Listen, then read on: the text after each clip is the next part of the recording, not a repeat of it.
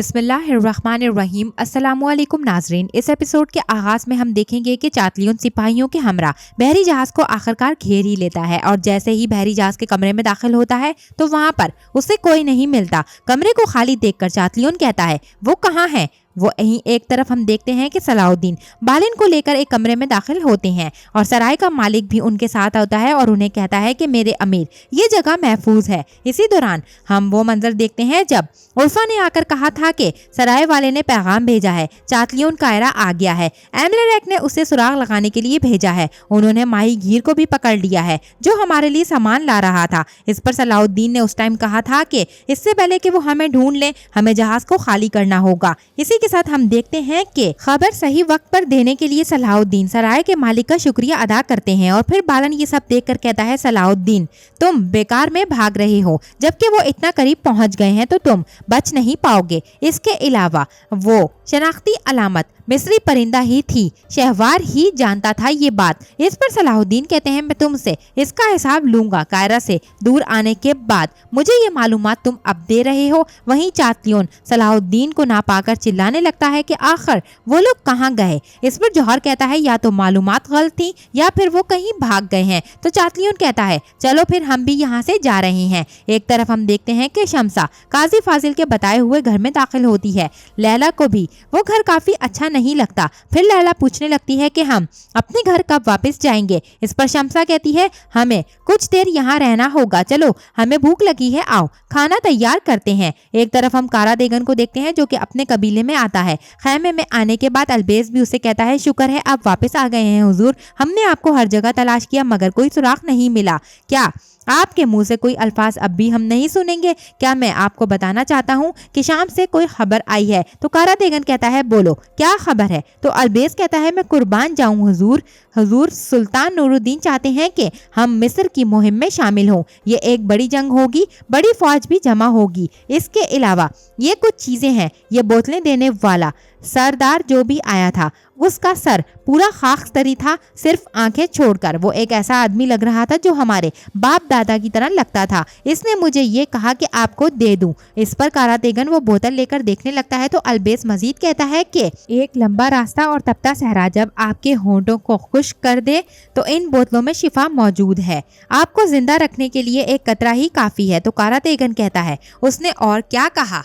इस पर अलबेस कहता है उसने कहा कि कारा तेगन को मेरा सलाम कहना और कहना कारा तेगन इनकी दवा है और जो बहुत ज्यादा तकलीफ में हैं उनकी मदद करे। दूसरी तरफ मैला एक दरवाजे पर दस्तक देती है। वहीं पर शमसा के दरवाजे पर भी दस्तक होती है तो दरवाजे के पीछे छुप जाती है वो फौरन से। दूसरी जानिब हम देखते हैं कि मैला एक दरवाजे पर दस्तक दे रही थी मगर दरवाजा कोई नहीं खोलता तो वो बामुश्किल दरवाजे को खोलकर कमरे में दाखिल होती है मगर वो कमरा खाली होता है। ये देखकर मैला कहती है आखिर वो लोग किस जहन्नुम में गए हैं। वहीं शमसा दरवाजे पर दस्तक होने के बाद पूछती है कि कौन है बाहर। तो बाहर से आने वाली आवाज आती है कि मैं ताहिर हूँ, आपने रोटी मंगवाई थी तो मैं ले आया हूँ। इसके साथ ही शमसा ताहिर से रोटी लेकर कहती है कि तुमने हमें नहीं देखा और तुम हमारे बारे में कुछ नहीं जानते, समझ गए। तो ताहिर कहता है बिल्कुल ठीक है बहना। फिर शमसा कहती है हमें रोज रोटी देकर जाना। इसी के साथ हम दूसरी जानिब खलीफा के कमरे में लतीफ को देखते हैं जो कि मुलाजिम को दवा देते हुए कहता है कि ये दवा कमर पर लगानी है और ये दवा पीनी है। तो मुलाजिम कहता है लतीफ अच्छा हुआ कि तुम यहाँ पर आ गए, तुम्हारा शुक्रिया।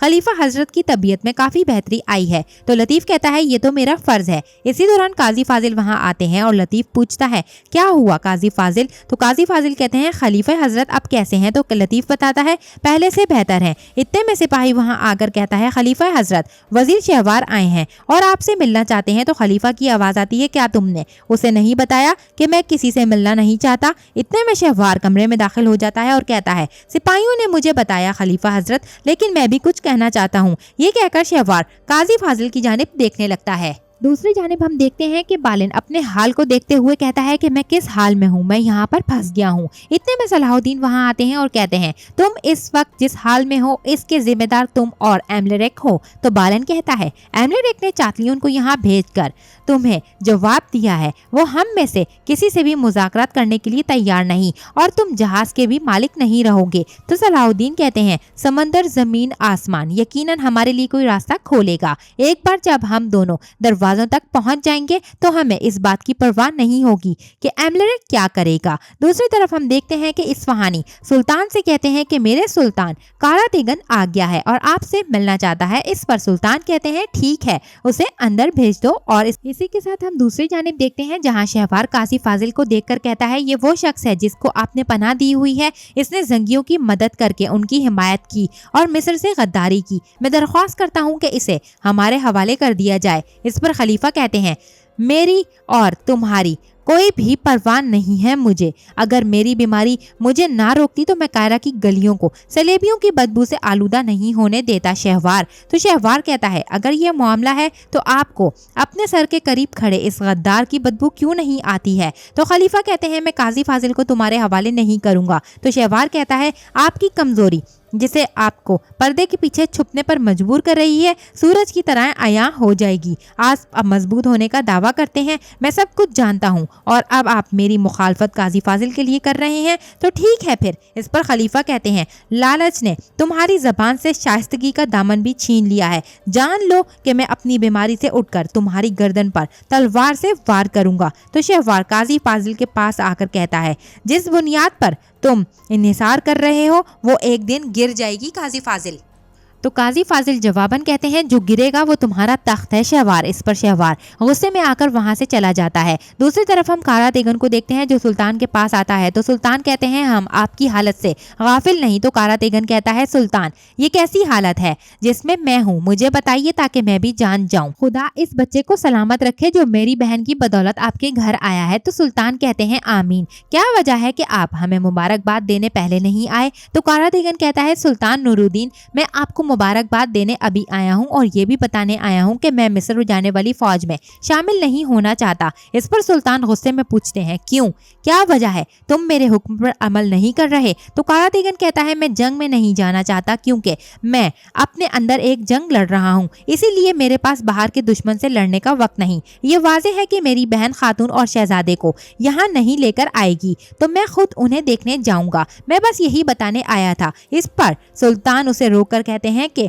तुम्हें रवानगी के वक्त से आगाह कर दिया जाएगा। मुसाफिरों के साथ सांझा खून सांझी दुआ है वो मिस्र है। मैं तुम्हारी जीत का इंतजार करूंगा। तुम्हें पहले अपने आप से जंग में और दुश्मनों से जंग में। अगर सिपाहियों से बच गए तो फिर तुम जहां भी होगे मैं तुम्हें ढूंढ ही लूंगा और इसके बाद हो सके तो तुम मेरी सजा से बचने के लिए भागना। अगर भागना है तो फिर ये सुनकर भागो। ये सब सुनकर कारा तेगन वहां से चला जाता है। दूसरी तरफ हम देखते हैं कि मैला जमशेद से कहती है क्या तुम मेरा वक्त ज़ाया करने की कोशिश कर रहे हो जमशेद, मैं जिस घर गई वहां पर कोई नहीं था। तो जमशेद कहता है मैं भी उसके लिए काफ़ी हैरान हूँ, वो वहां से तो चले गए हैं मगर कहाँ गए ये नहीं पता कि वो कहाँ जाने के लिए निकले थे।